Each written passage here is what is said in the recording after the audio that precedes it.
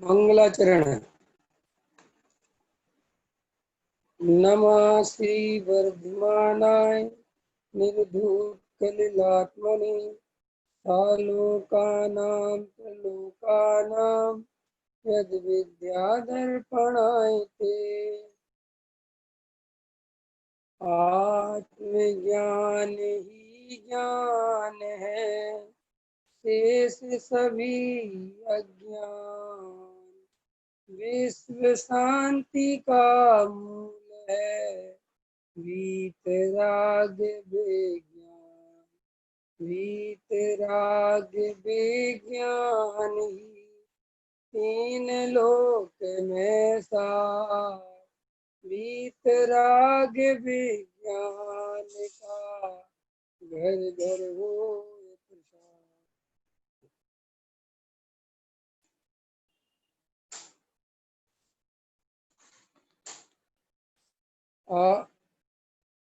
सम्यक दर्शन की जो पूज्य गुरुदेव श्री की और सम्यक दर्शन पर प्रवचन है। मात्र बाह्य व्रतादि क्रियाएं धर्म के साधन नहीं है। इस टॉपिक पे अपनी चर्चा चल रही है। सम्यक ज्ञान ही मुक्ति का सरल मार्ग है।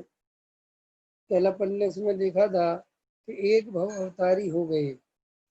कोई यह पूछ सकता है कि आत्मा के स्वभाव का मार्ग सरल होने पर भी समझ में क्यों नहीं आता। इसका कारण यह है कि अज्ञानी को अनादि काल से आत्मा और राग के एकत्व का व्यामोह है। जिसे अंतरंग राग सहित स्वभाव की दृष्टि का बल प्राप्त है, वह आत्मानुभव की यथार्थ प्रतीति के कारण एक भव में ही मोक्ष को प्राप्त कर लेगा। और जिसे आत्मा की यथार्थ प्रतीति नहीं है, ऐसे अज्ञानी 6-6 महीने का तप करके मर जाए तो भी आत्म प्रतीति के बिना उसका एक भी भव कम नहीं होगा, क्योंकि उसे आत्मा और राग के एकत्व का व्यामोह है और वह व्यामोह ही संसार का मूल है। देखो क्या कहते हैं गुरुदेव, आत्मा और राग के एकत्व का व्यामोह है जिसे, है ना, वो क्या कहते हैं, अज्ञानी को अनादि काल से आत्मा और राग के एकत्व का व्यामोह है। अज्ञानी को है कि हमें है, श्री गुरु कहते हैं हमें है। क्यों हमें क्यों है कि हम अभी भी राग को अपना स्वरूप मानते हैं। राग मैंने किया,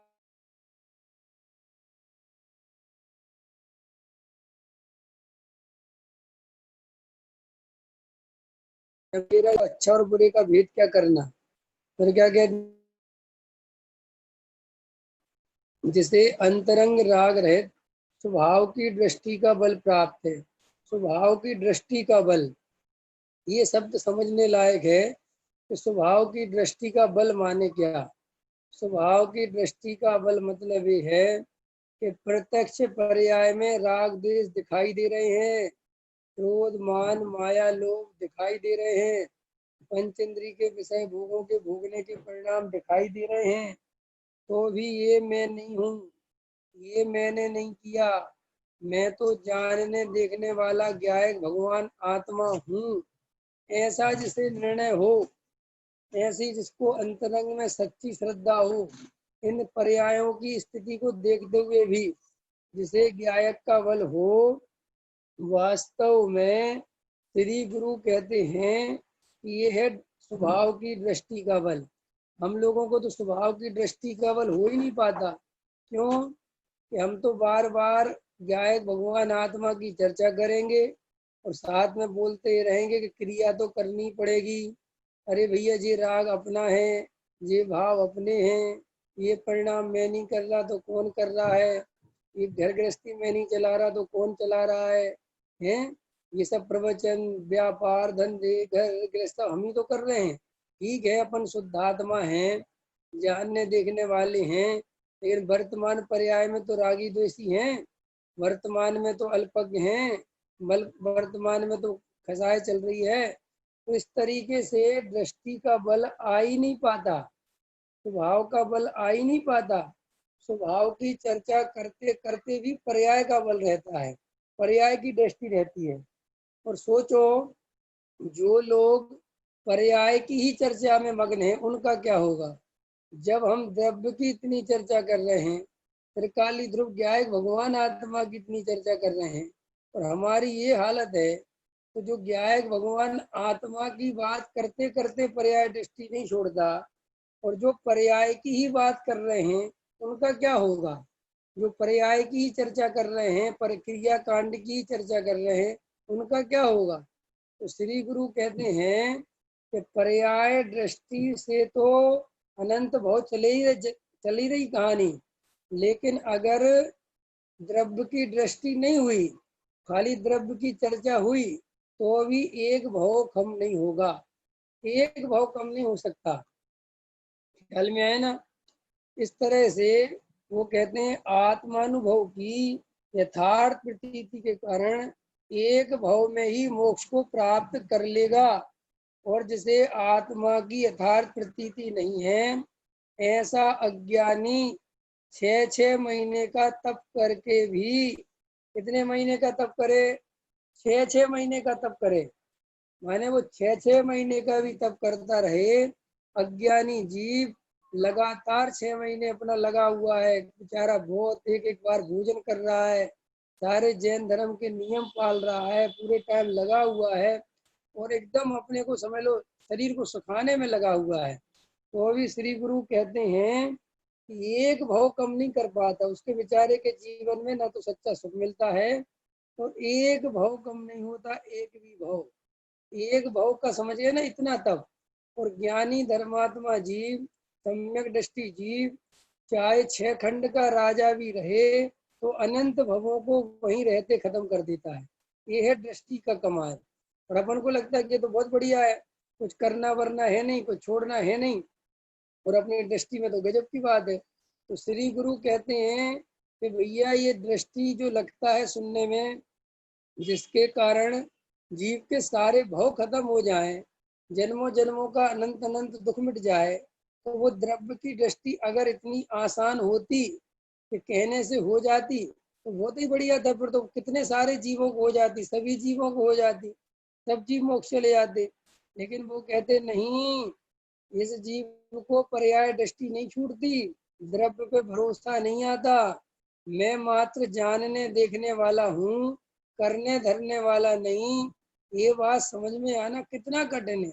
ये बात अगर हमें समझ में आ जाए, हमारे निर्णय में आ जाए, तो कितना आनंद आएगा, कितना ख्याल में आएगा कि अरे वाह, हमें ये बात ख्याल में आ गई। तो श्री गुरु कहते हैं पर्याय दृष्टि के बिना, पर्याय दृष्टि जब तक हमारे अंतरंग में है, तब तक द्रव्य दृष्टि के बिना पर्याय दृष्टि के साथ हमें आत्मा की अनुभूति भी नहीं होगी, और एक भाव का अभाव नहीं होगा। और क्या कहते हैं प्रश्न में, अज्ञानी का व्यामोह किसी प्रकार हटाया भी जा सकता है या नहीं। हाँ, प्रश्न ने क्या किया कि जो अज्ञानी जीव हैं, उनको जो मोह है उसको कैसे हटाएं।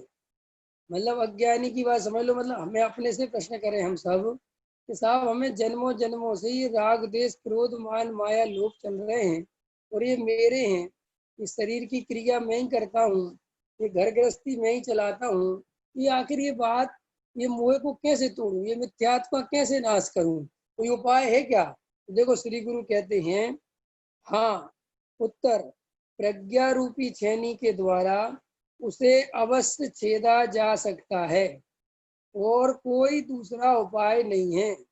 अगर हम वेद ज्ञान करें, सच्चा तत्व निर्णय करें, बारंबार वस्तु का स्वरूप समझें, तो ऐसा नहीं है कि हम आत्मा अनुभव नहीं कर सकते, हम मोह का नाश नहीं कर सकते। श्री गुरु कहते तुम कर सकते हो, प्रज्ञा रूपी छेनी का इस्तेमाल करना पड़ेगा, वेद ज्ञान करना पड़ेगा। करना पड़ेगा कि नहीं करना पड़ेगा। अच्छा, अपन वेद के अनुरंजन जी, अपन वेद ज्ञान का उपयोग करते हैं कि नहीं करते, वेद ज्ञान करते हैं कि नहीं करते। तो श्री गुरु कहते हैं तो तुम वेद ज्ञान ही नहीं करते, बाकी सब कुछ करने धरने में लगी रहते हैं, और फिर प्रश्न करते हो कि साहब हमारा जो है ना, इतने इतने दिनों से हमें तो कुछ समझ में ही नहीं आया, कुछ मिला ही नहीं। तो वो कहते नहीं, जैसे अंधकार को दूर करने का उपाय प्रकाश है, उसी प्रकार अज्ञान को दूर करने का उपाय सम्यक ज्ञान है। एक कमरे में अंधेरा हो तो अंधेरे को कितनी गाली दो कि अंधेरा दूर हो जाए? नहीं होगा। अंधेरे से बहुत लड़ाई करें तो है कोई उपाय है कि कुछ ये करना ही नहीं है। ना तो अंधेरे को गाली देना है, ना अंधेरे से लड़ना है, ना कुछ करना। क्या है? सिर्फ एक प्रकाश जला दो, एक बल्ब जला दो, एक ट्यूबलाइट जला दो, एक दीपक जला दो, बात खत्म हो गई। ऐसे ही श्री गुरु कहते हैं, ये मत सोचो साहब हमने जन्मों जन्मों से इतना तपस्रण किया तो हमें आत्मानुभव क्यों नहीं हुआ। श्री गुरु कहते बात ये है कि तुमने आत्मानुभव के लिए गलत उपाय किए। तुमने अंधेरे भगाने का जो सम्यक उपाय है वो नहीं किया। तुमने जड़ की क्रिया करने में अपने को मान लिया कि मेरा मिथ्या दूर हो जाएगा। तुमने व्रत उपवास से धर्म मान लिया। तुमने रागादि विकारी भाव में पुण्य अच्छा है पाप बुरा है ऐसे भेद कर लिए। तो भैया गलती वस्तु स्वरूप की नहीं है, ये जो मिथ्या प्रतीति है, विपरीत मान्यता है, भ्रम है, इसके कारण आत्मानुभव नहीं हुआ। अगर ये अभी कोई, हमें क्या लगता है कि आत्मानुभव जरूर ही कठिन है, सरल क्या सरल नहीं है। जब तुम्हें वो सरल की बात नहीं, कठिन की बात नहीं, बात ये है कि हमने इतने, जैसे ऐसा है समझ लो उदाहरण के लिए कि एक आदमी के घर में ताला लगा हुआ है और बाहर का ताला लगा है और वो चाबी खो गई या चाबी नहीं मिली या जो भी समझ। अब वो ताला तोड़ने में लगा हुआ है, उसको पता नहीं है कि ये ताला कैसे टूटता है, कैसे खुलता है, और वो कई दिन से लगा हुआ है और ताला बहुत मजबूत है, घन पटक रहा है, परेशान हो रहा है। एक आदमी आया, उसने कहा ये तुम ताला क्यों, क्या है कि ताला खुलता नहीं? तो बोले ताला कैसे खोलते हो, कैसे खोलते हैं? बोले मैं 1 मिनट में खोल दूंगा।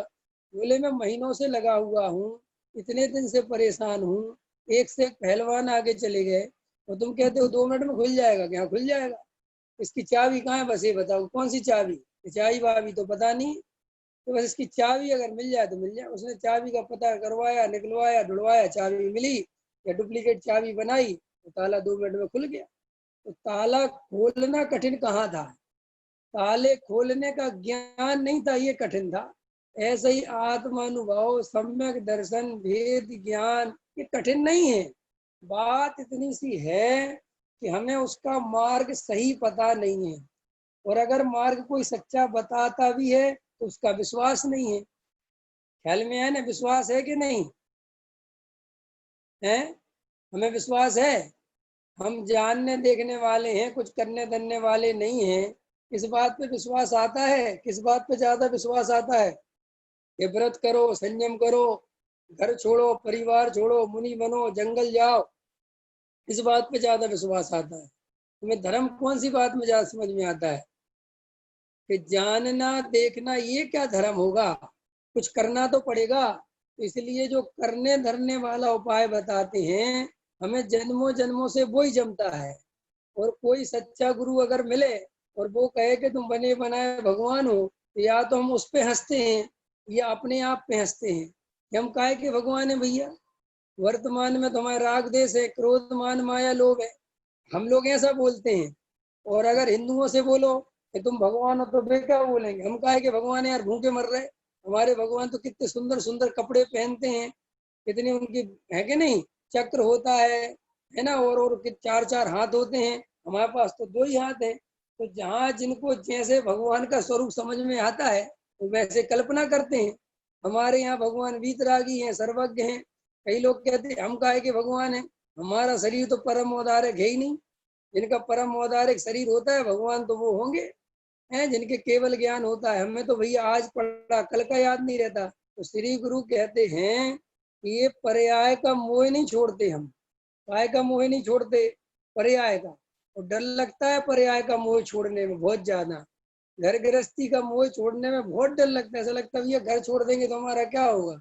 अच्छा एक बात आओ विवेक जी, अपन घर छोड़ देंगे तो अपने घर गृहस्थी कैसे चलेगी? है कि नहीं? अपन की दुकानदारी घर गृहस्थी कैसे चलेगी? तो बात तो सही है, अभी तो चलानी पड़ेगी। यही मिथ्यात्व है। हम ना अभी चला रहे हैं तो ना हम छोड़ने वाले हैं, तो छोड़नी तो पड़ेगी। तो ये भी मान्यता मिथ्यात्व है कि छोड़नी पड़ेगी, वो तो छूटी हुई है। क्या कहा मैंने? वो तो छूटी हुई है। उसका एक उद्गल परमाणु भी हम हिला के कुछ नहीं कर रहे हैं। एक उद्गल परमाणु आज दिन भर अगर हमने दुकान चलाई तो किसने चलाई? तो जितने भी वस्तुओं का परिणमन हुआ वो अपनी योग्यता से हुआ, विश्वास है इस बात पे। तो परिणमन हमने करवाया, बताओ वो परिणमन किसने करवाया? साहब परिणमन तो कैसी बात करते हो, कल संडे होगा, कल नहीं करवाएंगे परिणमन हमारे। टोडामल जी साहब कहते हैं कि निमित्त नैमित्तिक संबंध इतने घने हैं, ये जीव बेचारा विश्वास कर ही नहीं पाता कि मैं नहीं करा रहा हूं। नहीं समझ में आया? हिंदू परंपरा में एक बात कहते हैं कि जो कुछ है सब ब्रह्मा का है, सब कुछ में ब्रह्मा है, सब ब्रह्मा ने बनाया है और कुछ उसके अलावा है ही नहीं। तो फिर उनसे पूछते हैं कि जब सब कुछ ब्रह्म ही ने बनाया है और सब कुछ ब्रह्म ही का है तो ये मनुष्य इतना परेशान क्यों है? तो पता वो क्या उत्तर देते? माया। ब्रह्मा ने साथ में क्या बना रखी है? एक माया। और माया भ्रमित रखती है मनुष्य को, जीव को, तो समझने नहीं देती। तो वहां माया है और यहाँ क्या है? यहाँ मिथ्यात्व है। यहाँ कौन है? फर्क ज्यादा नहीं है, यहाँ पे भी मिथ्यात्व है। और वो मिथ्यात्व इतना खतरनाक है कि जीव को सच्ची श्रद्धा होने ही नहीं देता। जीव को समझे में नहीं आता। जीव कहता तो है कि मैं करता धरता नहीं हूँ, लेकिन अंदर ये लगता है कि करता धरता तो मैं ही हूँ। मैंने अपना दिमाग लगाया, मैंने ऐसे ऐसे काम किया तो काम बना, और अगर मैं दिमाग नहीं लगाता तो काम नहीं बनता। वो कहता भले ही है कि मेरे दिमाग लगाने से नहीं हुआ, लेकिन उसको अंतरंग में ज्ञायक भाव के अनुभव के बिना लगता ऐसे ही हमें कि हम अगर ध्यान नहीं देंगे तो काम बिगड़ जाएगा, और हम ध्यान दे रहे हैं तो काम बन रहा है। लगता है कि नहीं लगता? और ऐसा जब तक लगता रहेगा, श्री गुरु कहते आत्मा अनुभव नहीं होगा। पढ़ाई तो ये होनी चाहिए, और पढ़ाई पता क्या हो रही है कि जब तक तुम दुकान चलाओगे तुम्हें धर्म नहीं होगा, जब तक तुम घर गृहस्थी में रहोगे तुम्हें सम्यक दर्शन नहीं होगा। ये पढ़ाई विपरीत है। अरे भाई समझना तो ये है कि वो दुकान चला ही नहीं सकता। अब तुमने ये समझा दिया किसी को कि जब तक तुम दुकान चलाओगे, घर गृहस्थी में रहोगे, तब तक सम्यक दर्शन नहीं होता, तो उसको सीधा अर्थ समझ में आ गया कि जब ये छोड़ूंगा तो सम्यक दर्शन होगा। सीधा है ना इसका उत्तर, इसमें तो कोई दो राय नहीं है। और वो छोड़ के जाके संघ में शामिल हो जाएगा तो वो अपने आप को सम्यक दृष्टि मानने लगेगा, तो इसमें क्या गलती है? क्योंकि तुमने ही तो कही थी कि ये छोड़ोगे, घर गृहस्थी से निकलोगे, सम्यक दृष्टि हो जाओगे। तो मानने लगा बेचारा अपने आप को सम्यक दृष्टि। उसमें क्या है? तुमने ही तो पढ़ाया था कि कपड़े उतारोगे तब मुनि बनोगे, तब धर्म होगा। तो उसने उतार दिए कपड़े, होने लगा धर्म। पढ़ाई तो ऐसी होनी चाहिए कि आज तक मैंने कपड़े पहने ही नहीं, उतारने की बात कहाँ है? बताओ कपड़े किसने पहने हैं? देखो भैया, उल्टा मत पकड़ लेना, उल्टा नहीं पकड़ लेना। अरे सीधा पकड़ा था क्या जो उल्टा नहीं पकड़ लेना? पकड़ा क्या उस बेचारे ने, है जो तुम इतने डरते हो? लोग कहते पुण्य मत छोड़ देना, पुण्य मत छोड़ देना। पुण्य किया है कभी जीव ने? है अनिल भैया, पुण्य किया है जीव ने कि नहीं किया? जीव ने तो वास्तव में कुछ किया ही नहीं। जीव ने तो अपने को करने वाला माना, इसकी सजा मिल रही है। अगर जीव आज भी अपने को अकर्ता मान ले कि मैं करने धरने वाला नहीं हूँ, तो उसके आनंद का ठिकाना नहीं है। अच्छा एक बात, हम सबको दुख है कि नहीं? संजय जी कोई दुख है? दुख तो पूरा है। किस बात का? क्या चिंता है? कि बेटा बड़ा हो जाए,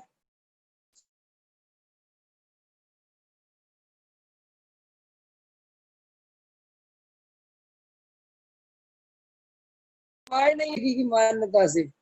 जो जीव अंतर धरता की बुद्धि रखता है वो निराकुल सुख को प्राप्त नहीं कर सकता। निराकुल सुख को प्राप्त वो ही जीव कर सकता है जिसके अंदर एकत्व, ममत्व, कर्तृत्व, भोक्तृत्व, मिथ्यात्व बुद्धि छूट गई हो। और ये यही छोड़ने में पुरुषार्थ लगाओ। पर वस्तुओं को छोड़ने का पुरुषार्थ पुरुषार्थ नहीं है, क्योंकि पर पदार्थों को हमने आज तक ग्रहण किया कहाँ है? पर पदार्थों को हमने आज तक एक भी, अजय घर परिवार अपना है कि नहीं? सुनो, ये मिथ्यात्व है कि इसे अपना मानते हैं। वे सब जीव द्रव्य से भिन्न पुद्गल द्रव्य के परिणमन है। मैं उनसे न्यारा जीव द्रव्य हूँ। मेरी और उनकी सत्ता न्यारी न्यारी है। कि देह के पुद्गल परमाणु अलग हैं, मैं अलग हूँ, मेरी सत्ता बिल्कुल जुदी है, राग अलग है, मैं अलग हूँ, ये सारी व्यवस्था चल रही है वस्तु की। और अज्ञानी को ऐसा लगता है कि नहीं नहीं, ये सब एक हो रहा है, सब ये शरीर संयोग सब अभी वर्तमान में तो एक हो रहा है, एक वेग नहीं हो रहा है, मिथ्यात्व के कारण एक लगते हैं। लगता ऐसे ही है कि अगर हम काम नहीं करेंगे, ये राग हमने किया है। अच्छा दादा, राग करने की सजा मिल रही है कि राग को अपना स्वरूप मानने की सजा मिल रही है? बोलो। हाँ, अपना स्वरूप मान के बैठे हैं। तो ठीक है, हम कल से राग को अपना स्वरूप नहीं मानेंगे। तो सुनो, राग को अपना स्वरूप जब नहीं मानोगे जब ज्ञान को अपना स्वरूप मानो।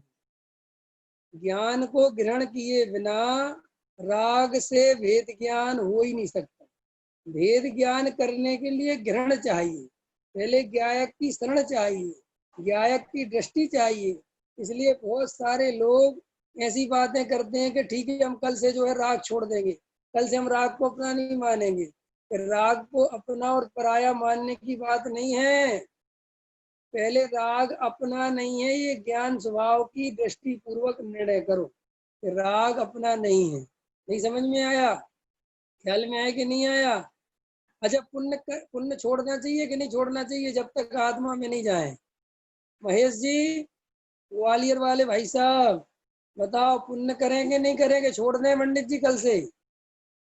धमकी तो नहीं देते तुम पंडितों को? हैं? अच्छा, धमकाते नहीं हो? छोड़ दें पुण्य को? छोड़ दें? कल से छोड़ देते हैं। सुनो, ये बोलने वाला महामिथ्या दृष्टि। अरे भाई, पुण्य कराई कब तुमने जो तुम छोड़ दोगे? धमकी किसे देते हो? कल से मंदिर जाना छोड़ दें? हैं? कल से पूजा करना छोड़ दें? छोड़ दो। तुम ये मानते हो कि मैं करने वाला हूँ, ये मिथ्यात्व का पहले नंबर का लक्षण है। और मैं छोड़ दूंगा, ये दूसरे नंबर का मिथ्यात्व है। ख्याल में आया कि नहीं आया? नहीं समझ में आया? और ऐसे प्रवचन मत करो जिससे लोग पुण्य छोड़ दें। कौन किसके प्रवचन से छोड़ देगा? अपनी अपनी योग्यता से कार्य होता है कि कोई कराने धराने वाला है? कोई किसी को धर्म करा सकता है? सिर हिला सकते हो। कोई किसी को धर्म करा सकता है? नहीं। पुण्य करा सकता है किसी को? नहीं। कोई पाप करा सकता है किसी को? नहीं। वेद ज्ञान करा सकता है कोई किसी को? नहीं। तो फिर कोई किसी को कुछ करा ही नहीं सकता। तो मैं तुम्हें धर्म करा सकता हूँ, मेरे प्रवचन से तुम उल्टा मत पकड़ लेना। है कहाँ? तुम अपनी योग्यता से जो पकड़ना होगा वो पकड़ोगे। ख्याल में आया कि नहीं आया? है? देखो, वो कहानी मिलती ना जम्मू कुमार स्वामी की, कि वे चोर भी जो है मुनि बन गए, दीक्षा ले ली, उन्हें चोरी करने आए थे। ठीक है कि नहीं? योग्यता योग्यता की बातें हैं कि नहीं? अंजन चोर जो है मोक्ष चले गए, और वो जो सेठ था उसका क्या हुआ? किसी ने उसके बारे में तो पूछा ही नहीं। वो पक्का जैन था, णमोकार मंत्र बचपन से पढ़ता था, और वो नकली श्रद्धानी निकला, और अंजन चोर असली श्रद्धानी हो गए। है नहीं कमाल का? है?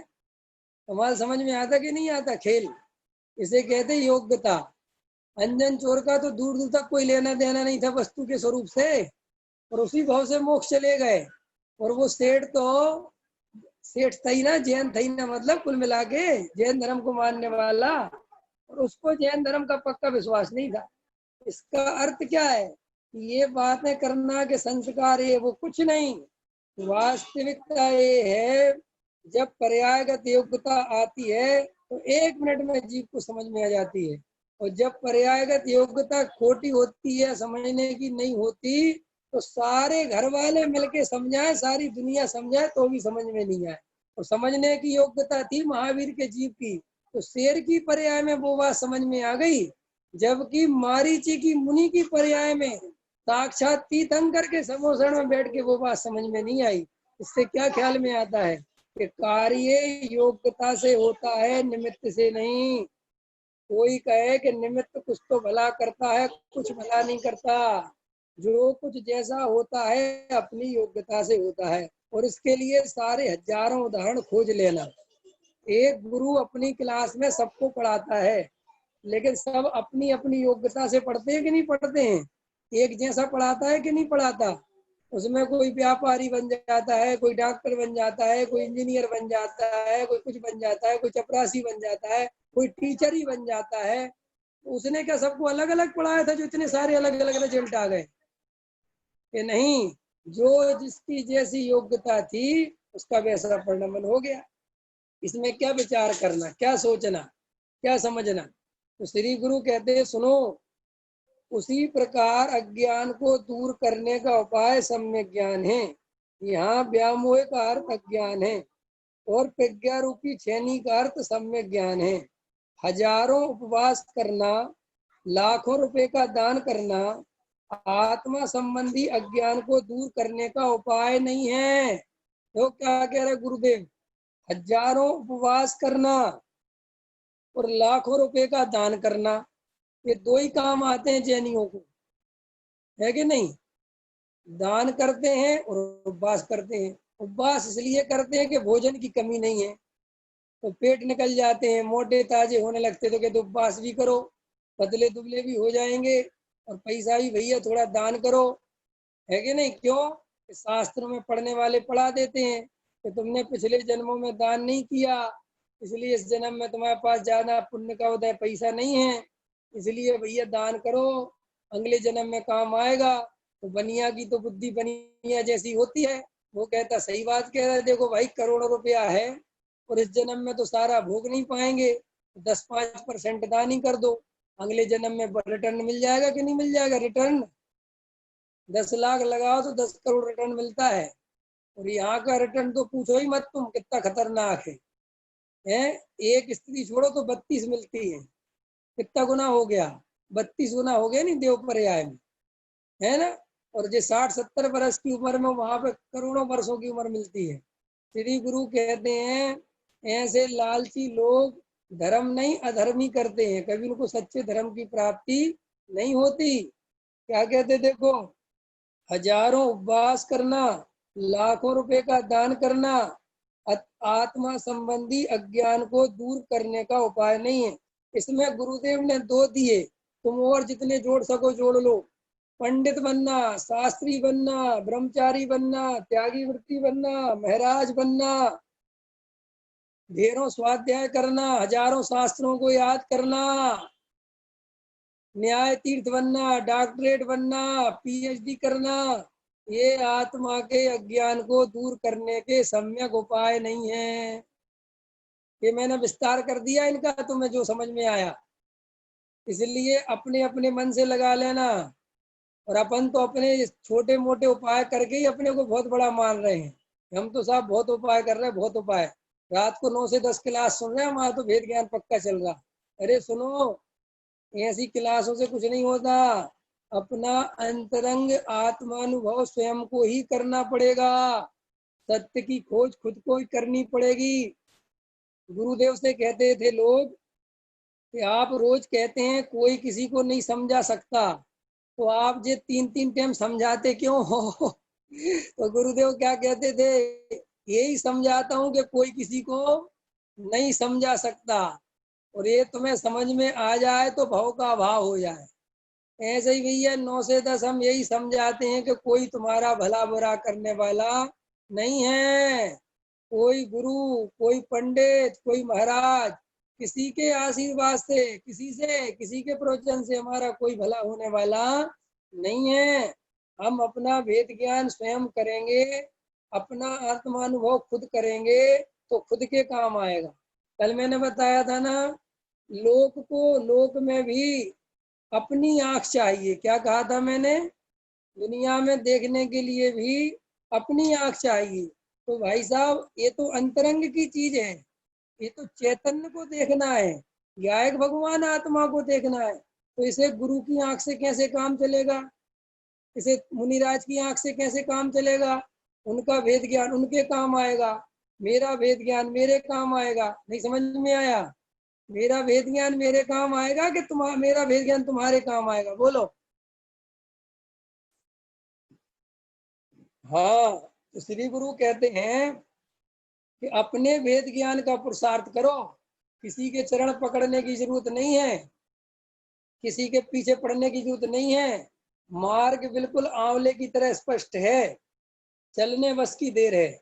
और हम चलना नहीं चाहते, इसलिए हम गुरु बदलते रहते हैं, शास्त्र बदलते रहते हैं, मंदिर बदलते रहते हैं, समाज बदलते रहते हैं, घर बदलते रहते हैं, आश्रम बदलते रहते हैं, लेकिन अपने को नहीं बदलते। अभी तुम लोगों को विवेक जी अच्छे लग रहे कि नहीं लग रहे? बहुत अच्छे लग रहे हैं। और जिस दिन हम तुम्हारी कसाय के अनुकूल नहीं चले, जिस दिन तुम्हारी कसाय के विपरीत पड़ गए, उसी दिन कहोगे तो पाखंडी पंडित है, बंद करो उसको सुनना। जब तक हम तुम्हारे अनुकूल चल रहे हैं, जब तक तुम्हें लग रहा है कि ये अपने मन का सुना रहा है, जब तक ठीक है। और अभी मैं किसी महाराज की जय बुलवा दूं तो है तो, या ऐसे आदमी की प्रशंसा कर दूं जो तुम्हें पसंद नहीं है तो क्या होगा? अरे भाई साहब, मुझे तो पहले ही से शक थी कि ये आदमी ठीक नहीं है, लेकिन अब तो आज कन्फर्म हो गया।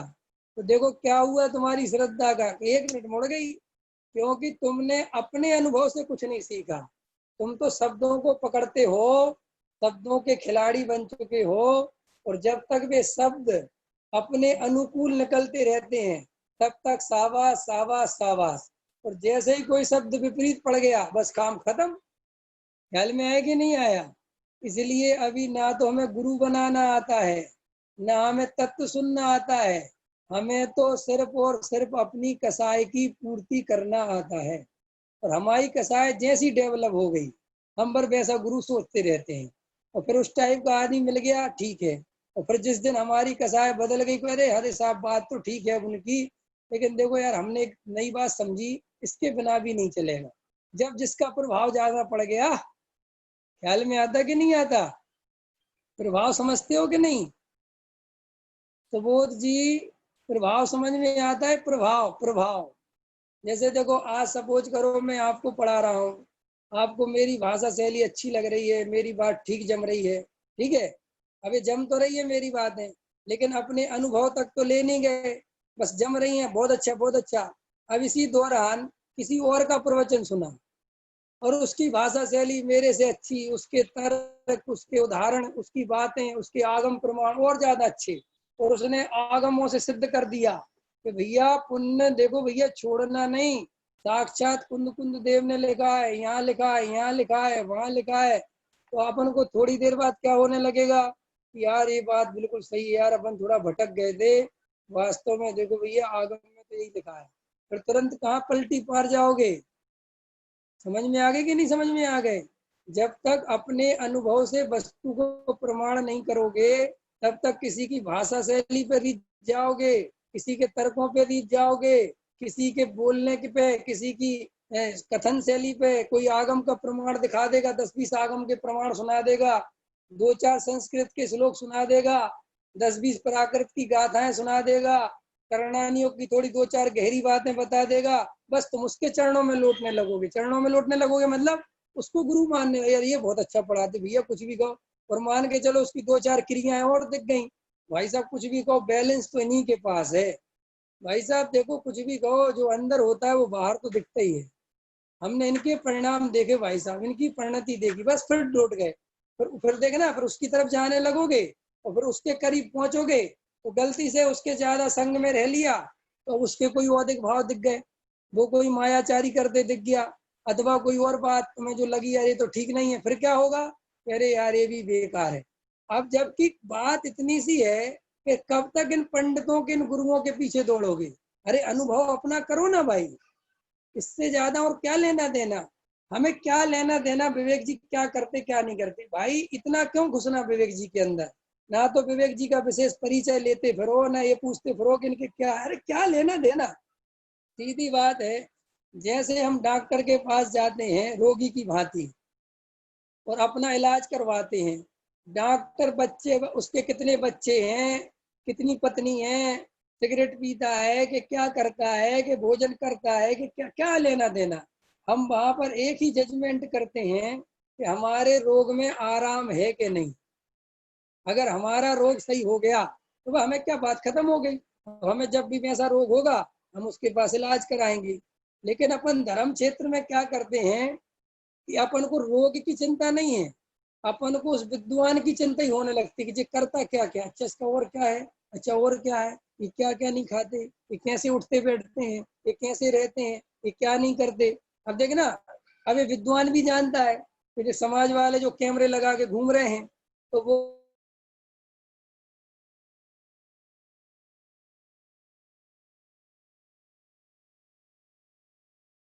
कहते हैं कि तुम जब तक ये दूसरों के ओहदे, क्यों कि देखो भाई, मुनिराज की परिणति और मुनिराज का आचरण और मुनिराज का ज्ञायक भाव, वो तीनों ही आनंद रूप हैं, तीनों ही मस्ती वाले हैं। ख्याल में आया कि नहीं आया कि मुनिराज की मुद्रा भी आनंद रूप, मुनिराज की परिणति भी मंगलमय और मुनिराज का अभिप्राय भी मंगलमय। सम्यक दर्शन ज्ञान और चारित्र की त्रिवेणी चलती है मुनिराज की, समझ गए ना। पंचम गुण स्थान वर्ती, 7वीं 8वीं 9वीं 10वीं 11 प्रतिमाधारी, ये भी कुछ समझ लो दो त्रिवेणी वाले तो है, गंगा जमुना का संगम है। इनका भी बहुत कुछ बाहर का रूपक और तुम्हें बहुत धार्मिक और अंतरंग का भी ज्ञायक भगवान आत्मा दोनों। लेकिन जो चौथे स्थान वर्ती सम्यक दृष्टि है, उसके पास त्रिवेणी नहीं है, उसके पास गंगा जमुना का संगम भी नहीं है, उसके पास तो केवल और केवल गंगा है, उसके पास केवल और केवल दृष्टि है। क्या है उसके पास? उसके पास क्या है? केवल दृष्टि। उसके पास ना अच्छे औदिक भाव हैं, विषय भोगों के परिणाम है, व्यापार धंधे के परिणाम है, घर गृहस्थी में उलझा हुआ है, समझ गए नहीं समझ गए, और बाहर से भी फटीचर है, समझ गए, फटीचर समझ गए नहीं, बिल्कुल एकदम कुछ नहीं है।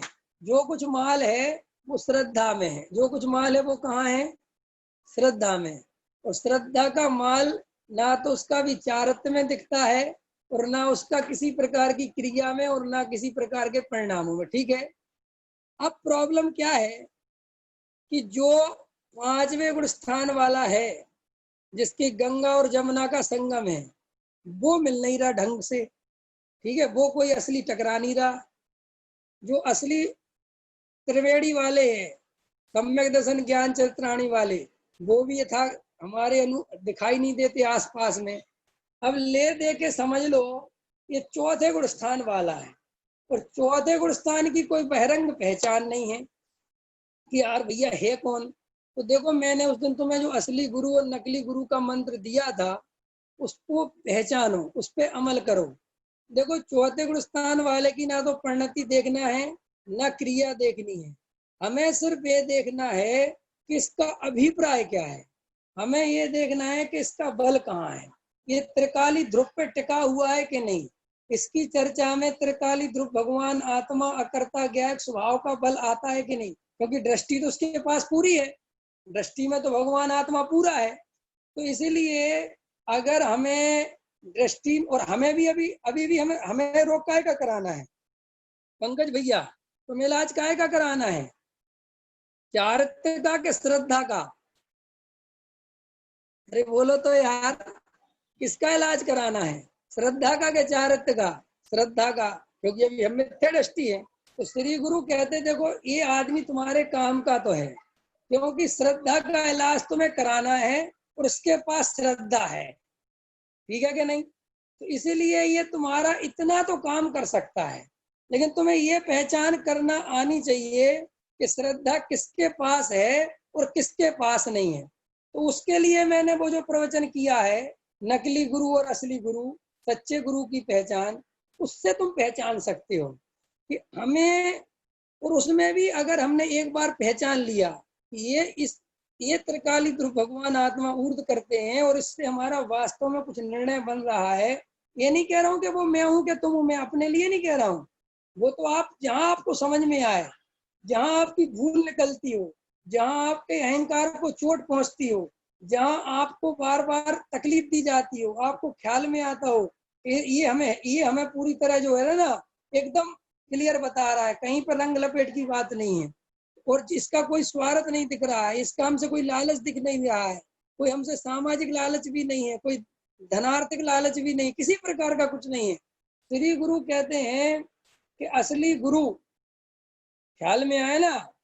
जो असली गुरु है वो आचरण नहीं सिखाता, वो जागरण सिखाता है। क्या है? जो असली गुरु है वो तुम्हें ये नहीं सिखाता कि ये मत खाओ, वो मत करो, ये मत करो, ये मत करो, वो मत करो, ये मत करो, ये मत करो, ये करना पाप है, ये नहीं। असली गुरु जो होगा वो तुम्हें ये सिखाएगा कि ये शरीर और भगवान आत्मा जुदे जुदे हैं। वो तुम्हें सच भेद ज्ञान करना सिखाएगा, वो तुम्हें जागरण करना सिखाएगा। वकील साहब दिख गए, वकील साहब, वकील साहब जय जिनेन्द्र। ठीक है, चलिए, कोई बात नहीं, कोई बात नहीं। वकील साहब दिख गए, हमारे लिए यही बहुत है। ख्याल में है ना? तो वो कहते हैं कि भेद ज्ञान करना जो बताए, जो असली भेद ज्ञान की बात कहे, वो वास्तव में गुरु है।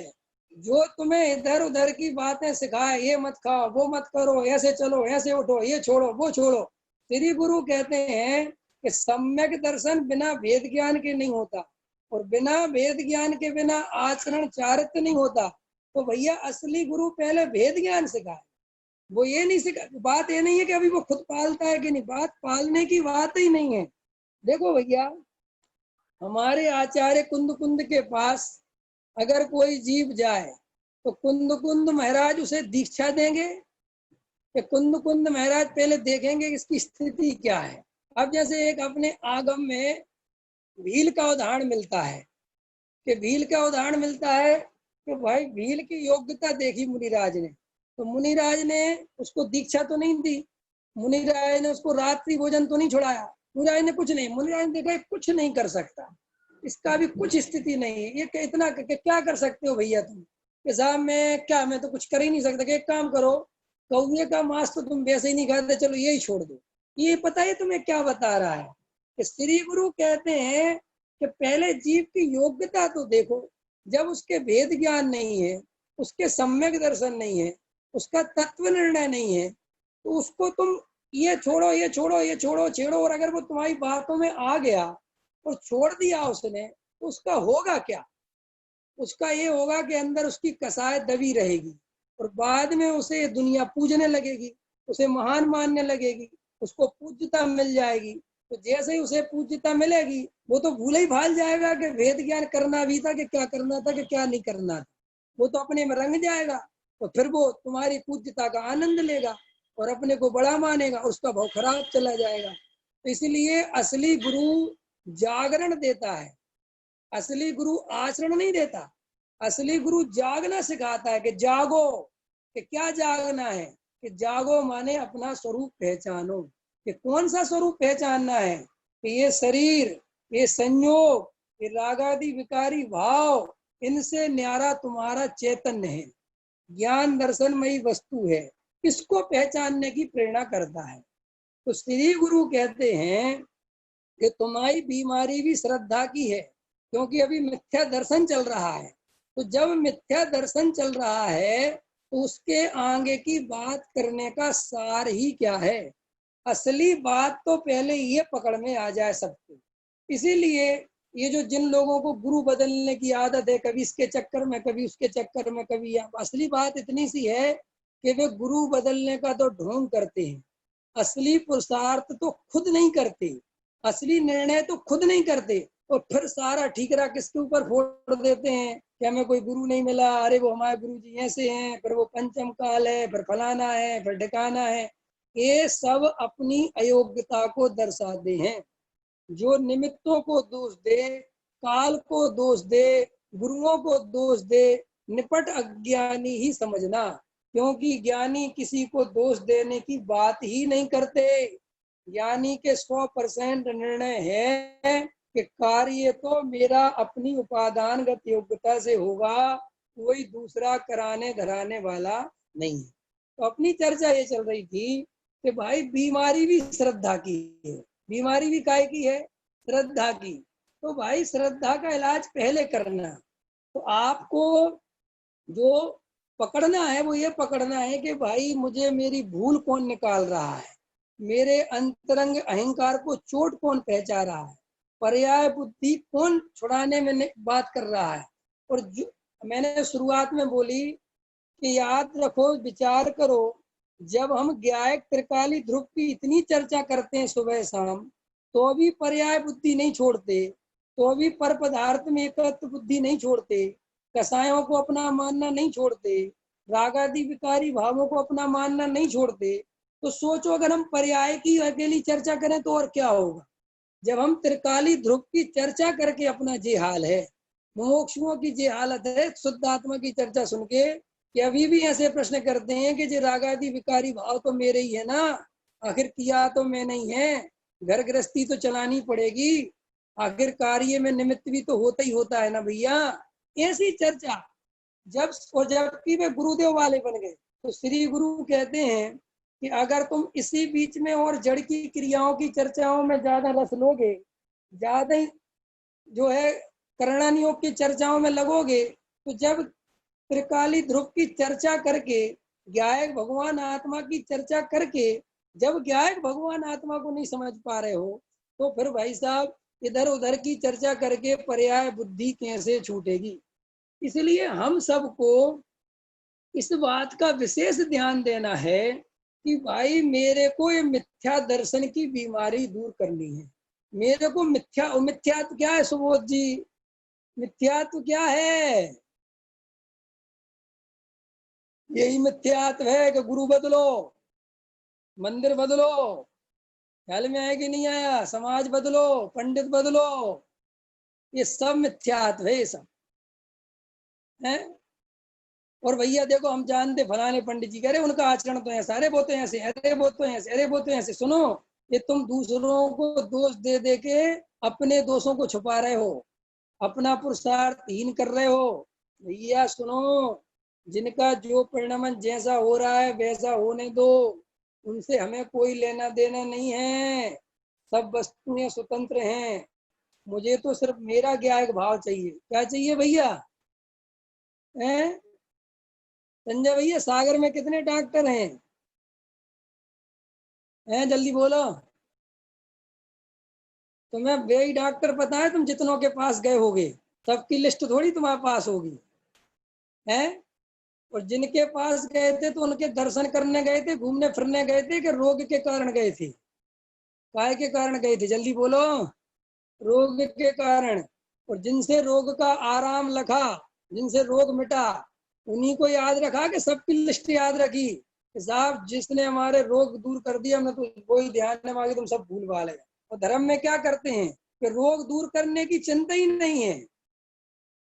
धर्म में क्या हो रहा है कि रोग दूर करने की चिंता ही नहीं है। चिंता क्या हो रही है? अब फलाने समाज वालों की तरफ से पंच कल्याण आ गया, फलाने वालों की तरफ से शिविर है, फलाने पंडित जी आ रहे, फलाना पंडित जी आ रहे, अब 10 लक्षण में टेस्ट बदल रहा है, दूसरे पंडित जी आ रहे। क्या कर रहे हो यार? तुम डॉक्टरों का टेस्ट क्यों नहीं बदलते? ये पंडितों का टेस्ट क्यों बदलते रहते हो? डॉक्टर का टेस्ट बदल लिया करो कभी कभी। यार इस डॉक्टर से बहुत इलाज करा लिया, आराम पूरा लगता है, लेकिन अब दूसरे डॉक्टर के पास चलती है, इसकी फीस तो वही 200-250 रुपए है, जब देखो। अब एक आध बार 500 वाले के पास चलते हैं, अब एक सागर के डॉक्टर के पास नहीं, बम्बई वाले डॉक्टर के पास चलते हैं। ऐसे भाव आते हैं विवेक जी? ऐसे भाव आते हैं? अरे आते हैं ऐसे भाव? नहीं आते। तो सुनो, अगर अपने पड़ोस में 20 रुपए का डॉक्टर है और 20 रुपए की पुड़िया देता है और उससे आराम लगता है, तो हम कहते चूल्हे में गए दुनिया के डॉक्टर, हमें क्या लेना देना। क्योंकि वहां डॉक्टर की मुख्यता नहीं है, वहां मुख्यता है रोग की। क्या कह रहे हैं भैया? वहां मुख्यता काय की है? रोग की। और धर्म में मुख्यता रोग की नहीं है, ज्ञायक भाव की मुख्यता नहीं है, त्रिकाली ध्रुव ज्ञायक भगवान आत्मा की मुख्यता नहीं है। टाइम पास करना है। क्या करना है? Time pass. टाइम पास तो समझ गए कि नहीं समझ गए? नंबर बनाने, नंबर। फलाने पंडित जी आए, थोड़ा इनसे परिचय लो, नए पंडित जी हैं, इनसे भी अपन को नंबर बनाने पता चलना चाहिए, हम भी कुछ हैं। सागर जिले में ऐसी मत समझना हमें, है। हम भी कुछ दिल्ली में, आप क्या समझते हो भाई साहब? हमारा भी एक अपना अपना हिसाब। तो ये सब नंबर बनाने की आदतें पड़ी हुई हैं। यहाँ तो पहचान ही नंबर बनाने के लिए करते हैं। रोग की चिंता है किसे? क्यों? कि पंडित जो पढ़ाएगा उससे ज्यादा तो हम पहले ही से जानते हैं। नहीं समझ में आया? तो पढ़ने क्यों जाते हो पंकज जी? ये भी अच्छा प्रश्न है, हैं? ये भी एक प्रश्न होना चाहिए कि हम सब जाते क्यों हैं? नंबर के चक्कर में, सामाजिक धर्म निभाने के चक्कर में, परंपरा निभाने के चक्कर में, इज्जत के चक्कर में। देखें तो चलो पंडित जी क्या कहते, कौन सा ले रहे क्या? मोक्ष मार्ग प्रकाशक का चौथा अधिकार, अरे वो तो हमने 2-3 बार पढ़ लिया। फिर भी चलो आए हैं तो सुन तो लेते ही है। क्या कहते हैं श्री गुरु? कहते हैं रोग की कोई चिंता नहीं है, कुछ अंदर में भान नहीं है, कुछ भाव भाषण नहीं है। ख्याल में आया ना? किंतु आत्मा और राग की भिन्नता का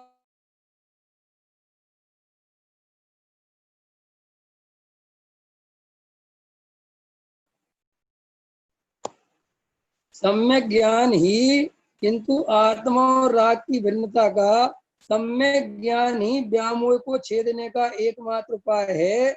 इसी उपाय से व्यामोह को छेद कर आत्मा मुक्ति मार्ग पर प्रयाण करता है। क्या कह रहे गुरुदेव? एक भेद ज्ञान ही सच्चा उपाय है मुक्ति मार्ग का। हजारों उपवास उपाय नहीं है, करोड़ों रुपए का दान उपाय